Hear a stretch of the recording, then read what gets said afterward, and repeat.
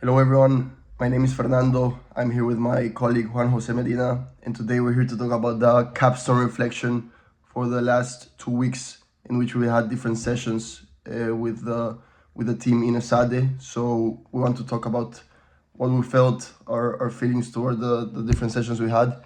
And firstly, I want to start by asking you, Juanjo, for your part, what aspects or different parts of the activities that have contributed the most to your professional development and personal experience in the capstone, and what aspects in this case have not contributed that much? Hello, Fernando, and thank you. So, to answer your question, first I would say that in the capstone I learned how to reflect and how to make introspection. So, to learn more about myself and the activities I do aside from my day-to-day activities. I also think it was very valuable to learn how to share different experiences with your colleagues about work and different situations and how to handle them. And also, I also gotta mention the importance of the MBTI test and how sharing ideas with people that have your same personality was very, very valuable. And I wouldn't say there's nothing that didn't contribute. I think everything contributes somehow. So um, I have nothing to add to no contributions. Okay, great, great.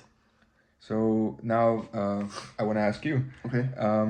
what concepts that we have studied do you think fit with your management approaches, and how do they fit with the management approaches that were covered in Esade?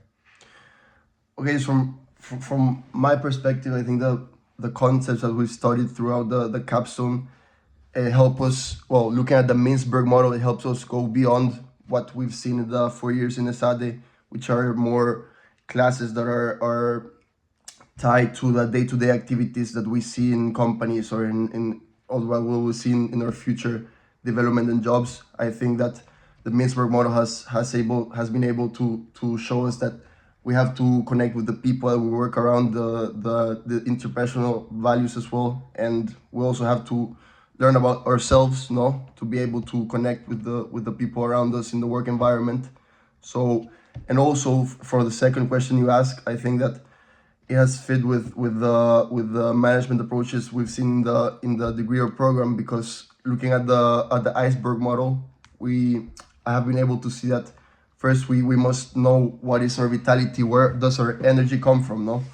This can later be applied to our everyday work through human quality and values, and this at the end I think it allows us to develop the everyday practices that we will employ in the future. So I think it has helped us take a step back from the day-to-day practices that we'll see in the work and see it more like as a learning about yourself and how to apply this vitality and these values to the workplace. I agree.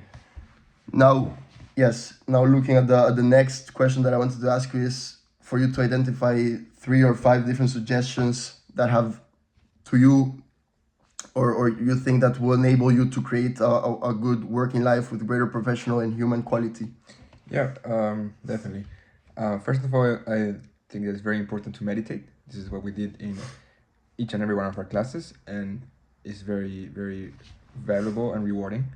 Second, I would say that you have to define your values and also stay loyal to your values. So whenever you come into different conflicts, you know how to stay true to yourself. Yeah.